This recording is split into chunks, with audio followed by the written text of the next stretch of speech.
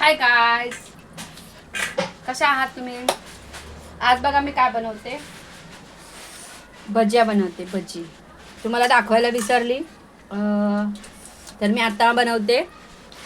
तळायचाच आलू आहे आणि सांगते ह्याच्यामध्ये मी काय काय टाकले. कांदा कापून टाकला, हिरवी मिरची कुरवून म्हणजे छोटे छोटे तुकडे करून, प्लस कोथिंबीर, जिरं, हळद आणि मीठ एवढं सगळं घेतलं आणि बेसन पिठामध्ये असं कालवलं आणि कालवलं म्हणजे चमचनी.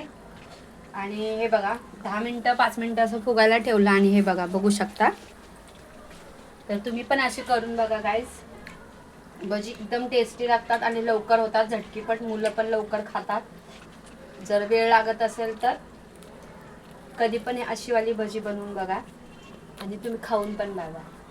आणि कमेंट्स बॉक्समध्ये सांगा कसे आहेत, काय आहेत, बनवली की झाली की मला दाखवा आणि सांगा. चला गाईज, बाय. आणि तुम्हाला दाखवते हे का भजी असे झालेले आहे, हे दाखवते. हे बघा आतून असं झालेलं आहे, तर तुम्ही बघू शकता. तर हे आतून पण म्हणजे शिजलेलं आहे आणि बाहेरून पण.